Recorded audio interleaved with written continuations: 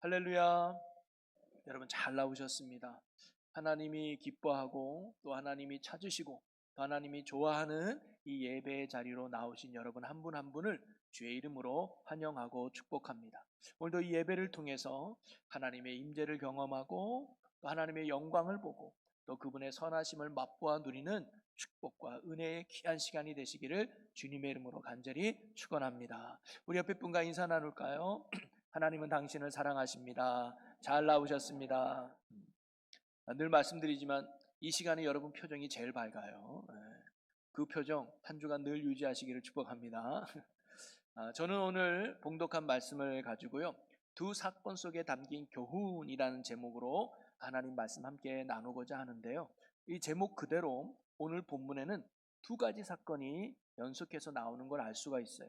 하나는 한 관리가 자신의 딸이 죽어서 예수님께 와서 살려달라고 하는 그런 기도로 시작해서 그 딸이 살아나는 사건이 하나 나오고, 또 하나는 12년 동안 혈류증을 앓고 있던 그 여인이 예수님의 옷자락을 만져서 그 병이 고침받았다고 하는 기적의 사건이 등장하고 있습니다. 그런데 성경은 이 두 사건을 별개의 사건으로 기록하지 않고 첫 번째 사건 안에 이 두 번째 사건이 나오는 걸로 기록해 주고 있어요.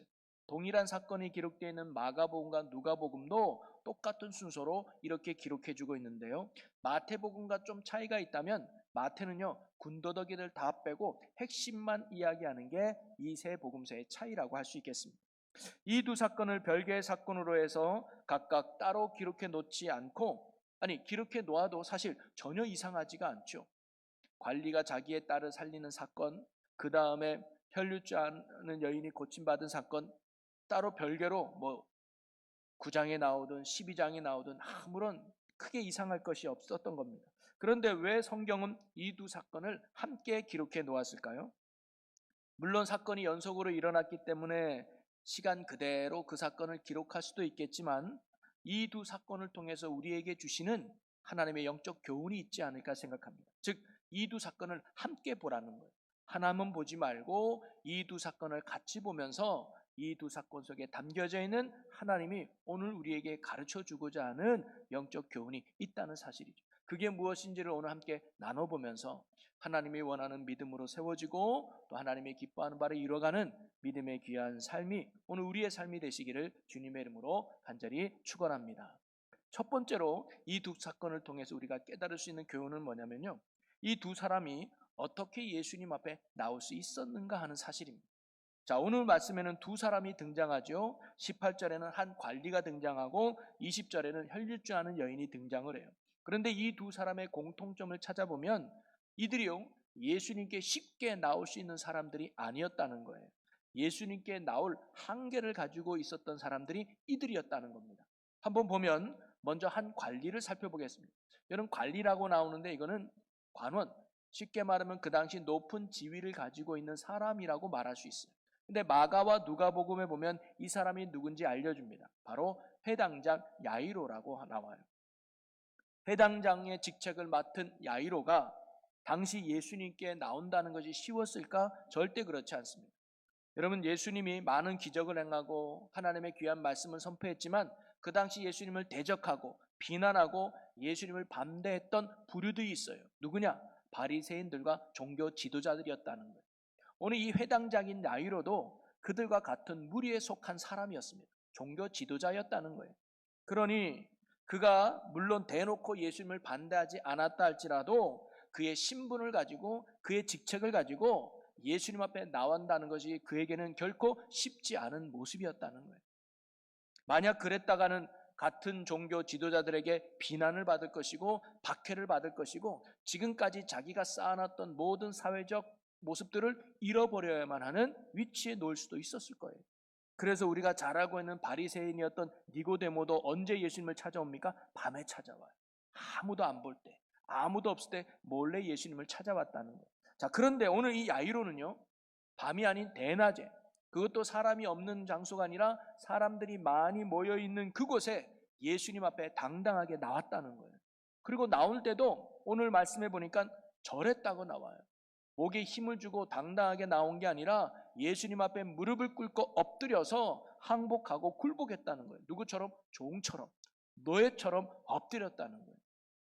여러분, 야이로가 이렇게 자신의 사회적 신분과 체면에 불구하고, 손해 보는 것을 불구하고 다른 사람들의 따가운 시선에 아랑곳하지 않고 예수님께 이렇게 당당하게 나올 수 있었던 이유는 어디 있었을까? 지금까지 예수님께 나가지 못했던 그 장벽을 뛰어넘는 힘은 어디 있었을까요? 한마디로 말하면 자신의 딸이 병들어 죽어가고 있었기 때문, 고난 때문이었다는. 또 혈류증하는 여인도 마찬가지입니다. 마가복음에 보면 이 여인에 대해서 좀 더 세밀하게 설명해 주고 있는데요. 마가복음 5장 25절에서 27절 말씀을 보면 12해를 혈류증으로 알아온 한 여자가 있어 많은 의사에게 많은 괴로움을 받았고 가진 것도 다 허비하였으되 아무 효험이 없고 도리어 더 중하여졌던 차에 예수의 소문을 듣고 무리 가운데 끼어 뒤로 와서 그의 옷에 손을 대니라고 나옵니다. 이 여자가 처음부터 예수님을 찾았고 예수님께 나오려고 했던 여인이 아니었어요.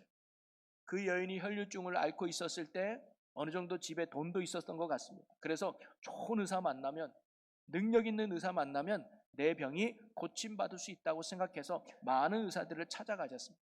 쉽게 말하면 그 당시에는 이 여인에게 예수님이 필요 없는 분이었어요.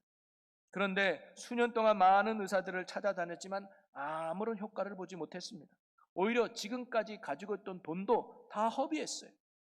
더 큰 문제는 병이 좋아지기는커녕 오히려 그 사이에 병이 더 악화되고 맙니다. 그때 이 여인의 귀에 예수님의 소문이 들린 거예요. 건강할 때는 들리지 않았던 소문이, 돈이 많이 있었을 때는 들리지 않았던 소문이, 자신에게 할 수 있는 힘이 넉넉할 때는 들리지 않았던 예수님에 대한 소문이 돈이 다 떨어지니까, 병도 더 악화되니까 이제는 내 자신이 할 수 있는 것이 아무것도 없어질 때, 그때 예수님의 소리가 자기 귀에 들린 거예요. 그때서야 비로소 예수님이 눈에 들어왔다는 거 아니겠습니까? 야, 여러분, 그렇다고 이 여인이 예수님께 당장 나오는 것이 쉬웠을까요? 그렇지 않아요. 지금 이 여인은 혈류증이라는 병을 앓고 있습니다. 혈류증은 피가 계속 나오는 거거든요. 그 당시 유대인들에게 피는 부정하게 여겼습니다. 그래서 생리라는 여인들은 그 기간 동안 밖에를 나오지 못했어요. 그런데 이 여인은 계속 피를 보여야만 했습니다. 그러니 사람 많은 곳에 절대 갈 수가 없었어요. 갔다가는 따가운 시선을 받고 사람들의 핍박을 받아야 됐거든요.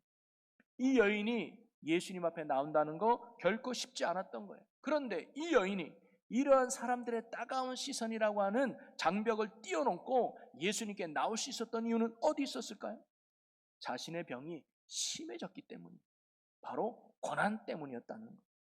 회당장 야이로도, 혈류증 앓았던 여인도 모두가 예수님 앞에 나갈 수 없는 큰 장벽을 가지고 있었지만 고난이 그들로 하여금 예수님 앞에 나아가게 하고 예수님을 만나게 했다는 겁니다. 바꿔 말하면 야이로의 딸이 병들어 죽지 않았다면, 혈류증하는 여인이 자신의 병이 더 악화되지 않았다면 그들은 결코 예수님을 찾지도 예수님께 나오지도 않았을 거란 말이에요. 그러니 그들에게 당한 그 고난은 오히려 예수님께로 나아가게 하는 은혜의 기회였다는 사실을 우리는 말씀을 통해 발견할 수 있습니다. 그러면서 오늘 이 두 사건을 통해서 예수님이 우리에게 가르쳐주는 첫 번째 교훈은 뭐냐면요, 그 어떤 힘으로도 넘을 수 없는 한계를 고난이라고 하는 과정을 통해서 넘게 하신다는 겁니다. 한마디로 고난이 우리로 하여금 예수님께로 나아가게 한다는 사실이죠. 고난이 우리를 겸손하게 만드는 축복의 기회가 된다는 거예요. 여러분, 우리 주변에도 종종 보면 절대로 교회 나오지 않을 것 같은 사람, 절대로 예수 믿지 않을 것 같은 사람이 하루아침에 교회 나오고 하루아침에 예수 믿는 사건들이 일어납니다. 뭐예요? 고난이 다가와서 내 힘으로 아무것도 할 수 없을 때, 오직 주님의 능력만이 필요할 때, 그때 꼭 걸어주며 주님 앞에 나오는 분들 많이 계시죠. 그러기에 야이로에게 있어서 딸의 죽음은 오히려 축복일 수 있고요, 혈류증하는 여인에게 있어서 그의 아픔은요 오히려 축복일 수 있습니다. 그것 때문에 갈 수 없었던 예수님께로 나아가는 은혜를 누릴 수 있었고, 그것 때문에 생명 되시고 구원 되시는 예수님을 만나는 축복을 이들이 누릴 수 있었기 때문이죠. 성도들이 신앙이 성장하고 강해질 때가 언젠가 살펴보면 대부분 고난 속에 있을 때 믿음이 성장하는 것을 알 수가 있습니다. 평탄하고 아무런 문제가 없는 것이 신앙생활에 좋은 것 같지만 결코 그렇지 않다는 거예요. 오히려 가만히 보면 아무 문제 없고 평탄할 때 사람들이 더 약해지고 사람들이 더 나태해지는 경우가 많아요. 여러분, 언제 우리가 더욱 기도의 자리에 힘쓰게 됩니까? 언제 우리가 더 예배의 목마름으로 참여하게 됩니까?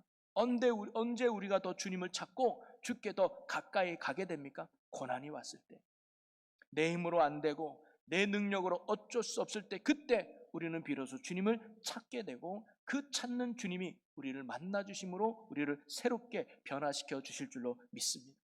그래서 시편 119편 기자는요 71절에 이렇게 고백해요. 우리 다 같이 한번 읽어보겠습니다. 고난당한 것이 내게 유익이라. 이로 말미암아 내가 주의 율례들을 배우게 되었나이다.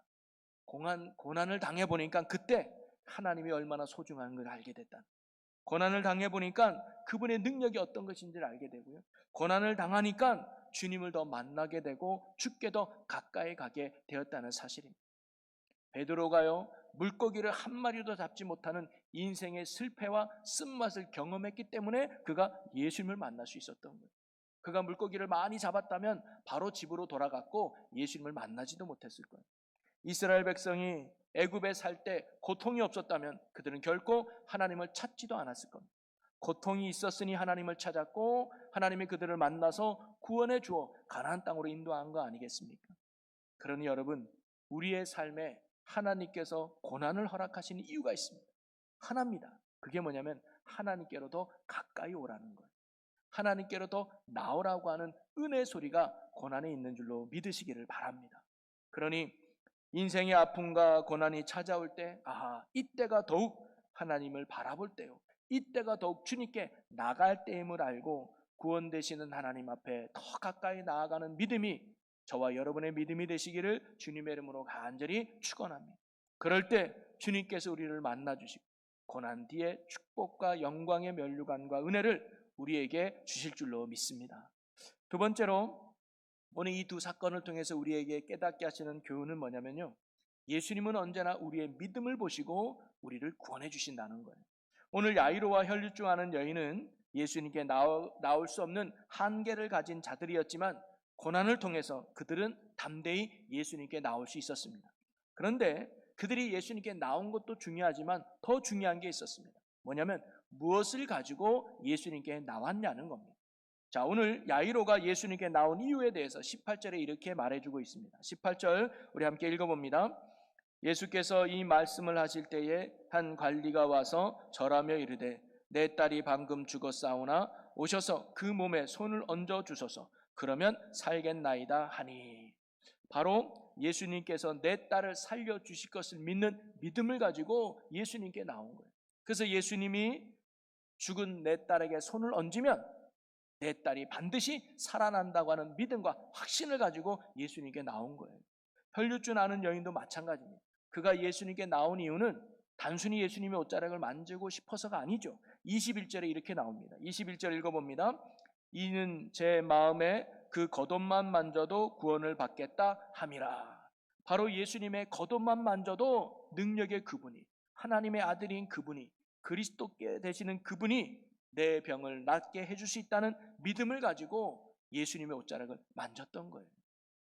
이처럼 두 사람이 예수님의 능력으로 문제 해결받은 이유는 예수님께 나왔기 때문이 아니라 믿음으로 나왔기 때문이고, 예수님의 옷자락을 만졌기 때문이 아니라 예수님의 옷자락을 믿음으로 만졌기 때문이에요. 믿음 때문에 구원받았다는 거죠. 여러분, 당시 예수님께 나온 사람이 야이로 한 명뿐이었겠습니까? 그 당시 예수님의 옷자락을 만진 사람이 혈류증하는 여인 한 사람뿐이었겠습니까? 그렇지 않아요. 마가복음에 보면 예수님께서 여인이 자신의 옷에 손을 댄 것을 아시고 예수님이 뒤돌아보며 말씀합니다. 누가 내게 손을 대었느냐? 그때 제자들이 이렇게 대답을 해요. 마가복음 5장 31절을 보겠습니다. 제자들이 여짜오되 무리가 애워싸 미는 것을 보시며 누가 내게 손을 대었느냐 물으시나이까 하되, 뭐라고 말하면, 아이고 예수님, 지금 이 상황을 보세요. 많은 사람들이 예수님 좀 보겠다고, 많은 사람들이 예수님 좀 만져보겠다고 이리 밀치고 저리 밀치고 있는데 어디 손댄 사람이 한두 명입니까? 그거 어떻게 찾아냅니까? 라고 제자들이 말하고 있는 거거든요. 소위 예수님께 옷을 댄 사람이 이 여인뿐만 아니라 많았다는 거죠. 그런데 예수님은 뭐예요? 능력이 빠져나간 사람은 한 사람이라는 거예요. 만졌다고 다 능력이 빠져나간 것이 아니라 한 사람만 능력이 빠져나갔다는 거예요. 그 사람이 누구예요? 믿음으로 예수님의 옷자락을 만진 그 여인만 능력이 빠져나갔다는 거예요. 여기서 우리는요, 신앙생활에 아주 중요한 영적 진리를 하나 발견할 수 있습니다. 그건 뭐냐면 우리가 신앙의 행위를 갖는 것도 중요하지만 더 중요한 건 믿음의 행위가 돼야 된다는 사실이에요. 여러분, 기도하는 것도 중요하고요, 예배 드리는 것도 참으로 중요해요. 그러나 더 중요한 것이 있다는 것을 우리는 결코 잊어서는 안 됩니다. 그게 뭐냐면 예수님은 우리의 믿음을 보신다는 거예요. 예수님은 우리에게 보시는 것이 기도했냐 기도 안 했냐 행위를 보는 게 아니라 믿음으로 기도했냐 그 믿음을 보신다. 우리가 예배를 드렸느냐 안 드렸느냐 그 행위 자체를 보시는 것이 아니라 믿음으로 예배를 드렸느냐 그 믿음을 예수님이 우리에게 보신다는 사실입니다. 그러니 오늘도 나를 만나 주시고 나에게 은혜 주실 주님을 믿고 또 나에게 응답하실 주님을 믿고 나에게 구원을 베푸실 그 주님을 믿고 나를 살리고 나를 새롭게 하실 능력의 주님을 믿고 기도의 자리로 그리고 말씀의 자리로 예배의 자리로 나가는 저와 여러분의 삶이 되시기를 주님의 이름으로 간절히 축원합니다. 그럴 때 오늘 주님께서 그 여인에게 말씀하신 것처럼 따라 안심하라 내 믿음이 너를 구원하였느니라 라는 이런 구원의 말씀을 믿음으로 나온 여러분도 듣게 될 줄로 믿습니다. 그리고 세 번째로 오늘 말씀을 통해 우리에게 주시는 중요한 교훈은 뭐냐면요, 바로 우리가 아직 내 문제가 해결되지 않았다 할지라도 눈앞에 있는 하나님의 사역에 순종하고 헌신하면 하나님께서 반드시 내 문제 또한 해결해 주신다는 거예요. 그걸 가르쳐주기 위해서 오늘 이 사건을 두 개를 연이어서 보여줬다고 저는 생각이 듭니다. 여러분, 회당장이었던 야이로는요, 죽은 내 딸을 예수님께 살려달라고 예수님 앞에 나와 용기를 내서 부탁을 해요. 예수님도 그의 믿음을 보고 그래 내가 네 딸 살려줄게 하면서 그 자리에 일어나서 야이로의 집으로 함께 향합니다. 여러분, 예수님과 함께 떠나는 야이로의 발걸음은 어땠을까요? 몹시 기대가 되고 들뜨고 기쁘지 않았을까요? 막 빨리 가고 싶었을 거예요. 그러면서 속으로 이렇게 말하지 않았을까요? 사랑하는 딸아, 조금만 기다려. 이제 예수님이 곧 갈 거야. 예수님이 가기만 하면, 예수님이 내 몸에 손을 얹기만 하면 너는 살아날 수 있어. 너는 다시 생명을 누릴 수 있어. 조금만 기다려 하는 마음으로 아마 굉장히 빨리 예수님 손 붙잡고 뛰어가고 싶었을 거예요. 그런데 가다가 사건이 하나 터진 겁니다. 혈류주 아는 여인이 갑자기 예수님의 옷을 만지더니 예수님이 가는 길을 멈췄은 거예요. 그리고는 두루두루하면서 누가 내 몸에 손을 댔나 했더니까 아마 조사를 해보니까 시간이 좀 지났어요. 바로 얘기한 게 아니에요. 왜냐면 이 여인도 부끄러우니까 누구야 하다 보니까 이 여인이 이제 자수하죠. 예수님 저예요. 이 여인을 불러라. 그리고는 예수님이 따라 안심하라. 내 믿음이 너를 구원하였느니라 하면서 그 여인이 고침받는 기적의 일이 일어나요. 여러분, 우리가 보기에는 짧은 시간 같지만 아마 그 시간도 제법 시간이 지체되지 않았을까요? 그 광경을 지켜보고 있던 야이로의 마음은 어땠을까요? 아이고 이 여인의 믿음이 참 귀하네 하면서 감탄만 하고 있었을까요? 저는 그렇지 않았다고 봐요. 마음이 불안했을 거예요. 그리고 초조했을 거예요. 빨리 가서 내 딸을 살려야 되는데 예수님이 이렇게 지체할 시간이 없다는. 그래서 아마 예수님께 이렇게 말하고 싶지 않았을까요? 예수님, 지금 여기서 지체할 시간이 없습니다. 이 여인은 갔다 와서 고쳐도 되잖아요. 근데 내 딸은 지금 죽어간다니까요. 아니 죽었어요. 빨리 가서 살려주셔야죠. 여기서 지체할 시간 없어요 라고 당장 예수님을 끌어가고 싶었어요. 또 예수님 앞에 있는 그 여인을 향해서도 아이고 당신은 죽을 병이 아니지 않습니까? 근데 내 딸은 지금 죽어가고 있거든요.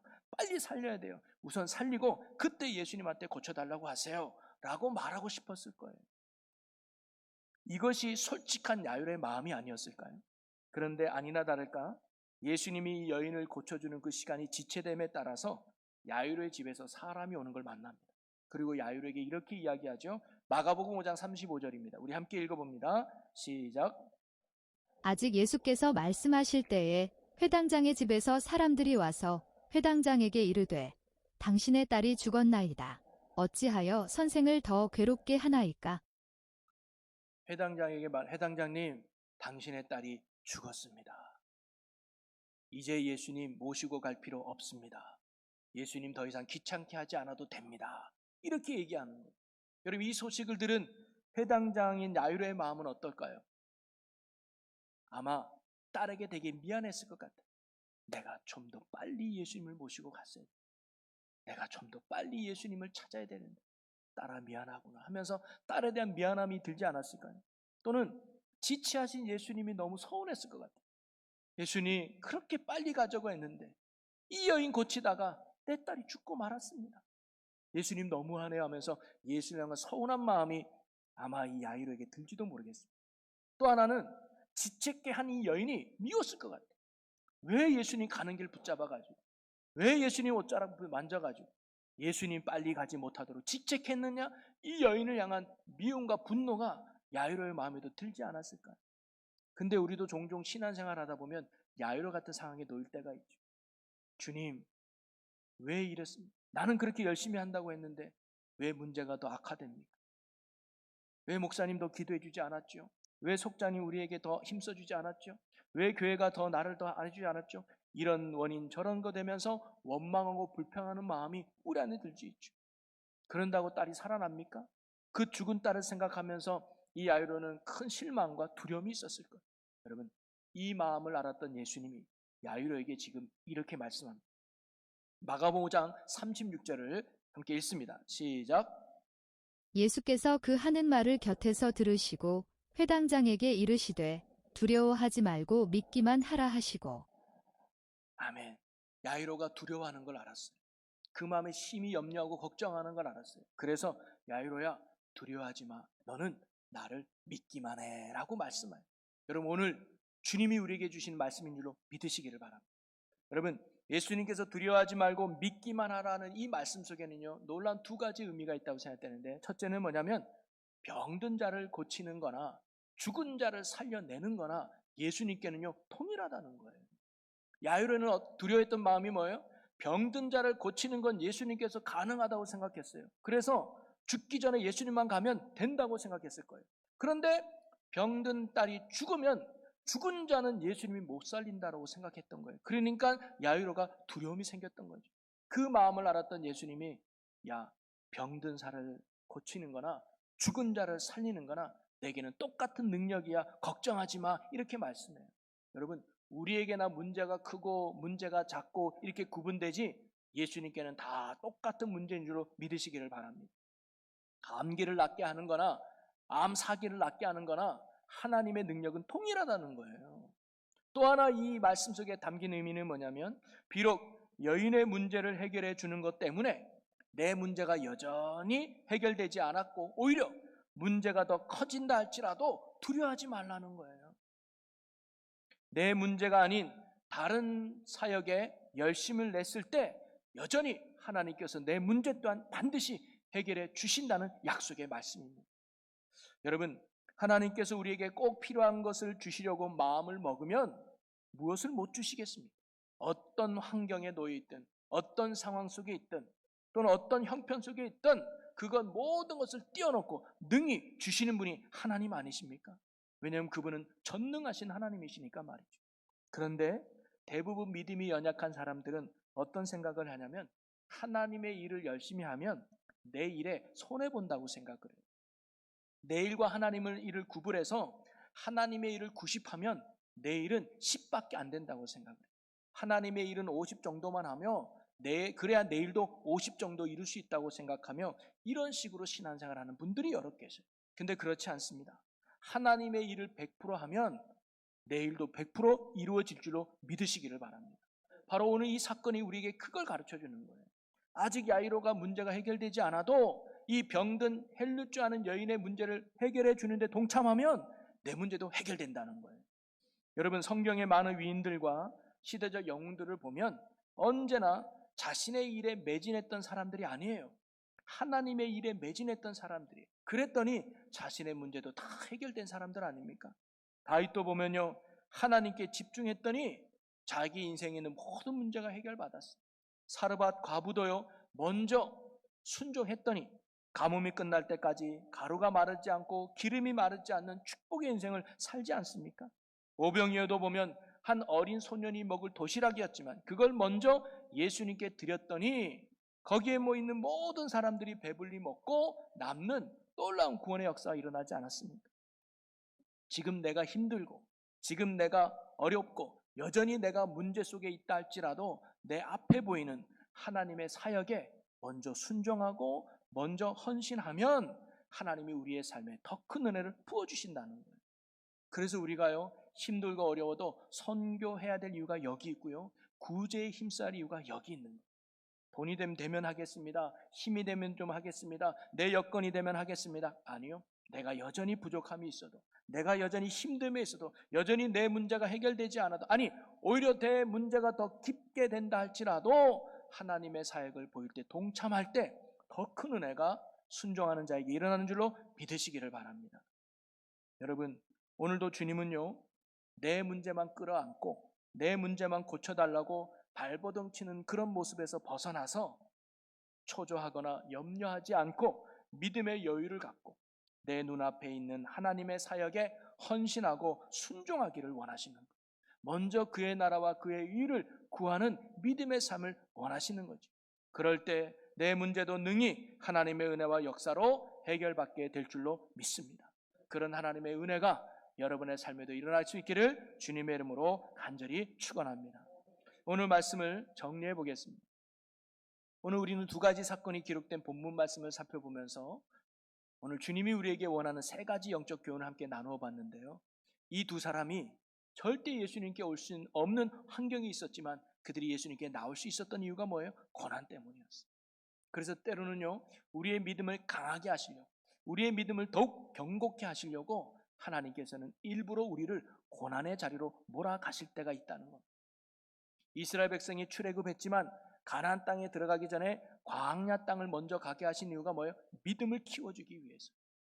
그러니 여러분, 혹시 우리가 고난 가운데 있다면, 아하, 이때가 더 주님께 나갈 때구나, 이때가 더 주님을 찾을 때구나라는 믿으시고 주님 앞에 더욱 나아가 예수로 살아가는 여러분의 삶이 되시기를 주님의 이름으로 간절히 축원합니다. 또한 주님은요, 언제나 우리의 믿음을 보신다는 거예요. 예수님께 나오는 것도 중요합니다. 예수님의 옷자락을 만지는 것도 중요합니다. 그러나 그것 가지고는 안 돼요. 뭐예요? 믿음으로 나와야 돼요. 은혜 주실 주님을 기대하고, 역사하실 주님을 믿고, 응답하실 주님을 신뢰하고, 구원하실 주님을 믿고 예배의 자리로, 또 기도의 자리로, 말씀의 자리로 나아가는 믿음의 신앙이 여러분의 모든 신앙이 되시기를 주님의 이름으로 간절히 축원합니다. 그럴 때 우리의 그 믿음을 보시고 주님께서 놀라운 구원의 역사를 우리의 삶에 베풀어 주실 줄로 믿습니다. 그리고 가장 중요한 교훈은요, 아직 내 문제가 해결되지 않아도, 아니 어찌 보면 내 문제가 더 커진다 할지라도 하나님은 내 눈앞에 있는 하나님이 기뻐하는 일, 내 눈앞에 있는 하나님의 사역을 먼저 순종하고 헌신하기를 원하신다는 거예요. 우리가 이처럼 하나님의 사역에 집중하면 하나님이 우리의 인생에 집중해 주시는 줄로 믿으시기를 바랍니다.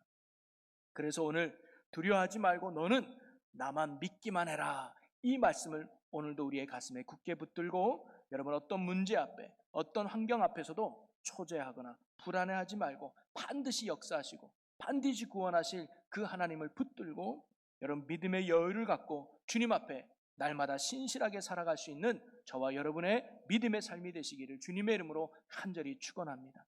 그럴 때 반드시 하나님의 놀라운 구원의 역사가 여러분의 삶에도 펼쳐지게 될 줄로 믿습니다. 우리 이 시간 함께 기도하겠습니다. 오늘 우리에게 주신 말씀을 붙들고 함께 결단하며 기도하기 원하는데요, 주님, 고난이 내게 유익임을 믿고 고난 앞에 더욱 주님 앞에 나아가는 자 되게 하여 주시고, 은혜 주실 주님을 믿는 믿음으로 나아가게 하여 주시고, 나의 문제만 붙잡고 있는 것이 아니라 믿음의 여유를 갖고 다른 하나님의 사역에도 순종하는 자가 되게 해달라고 우리 다 같이 주여 한번 외치고 함께 통성으로 기도합니다. 주여, 주님 우리에게 믿음을 주시옵소서. 주님이 원하는 믿음으로 나아가게 하여 주옵소서. 고난 가운데 불평하거나 고난 가운데 원망하지 아니하고 이 고난이 내게 유익임을 믿고 은혜의 소리임을 믿고 주께도 나아가게 하여 주옵소서. 주께도 외치게 하여 주옵소서. 주여, 고난 앞에도 겸손해 주셔서 주님 앞에 나아가기를 원합니다. 그래서 주님을 만나는 인생, 주님과 함께하는 구원의 삶 되게 하여 주시옵소서. 또 우리가 믿음으로 나아가기 원합니다. 은혜 주실 주님을 기대하고 만나줄 주님을 신뢰하며 주님 앞에 나아가는 저희들 되게 하여 주시옵소서. 나의 문제만 붙잡고 사는 자가 아니라 믿음의 여유를 갖고 하나님의 사에게 순종하며 나가는 믿음의 귀한 자녀가 되어 반드시 역사하신 하나님을 누리는 축복의 주인공들 되게 하여 주옵소서. 이 끝을 주님을 찬양합니다. 아멘. 주님 역사하여 주시옵소서. 사랑과 은혜 하나님 아버지, 오늘도 말씀을 통해서 고난이 주님께 나아가게 하는 축복의 기회가 됨을 깨닫게 하심을 감사합니다.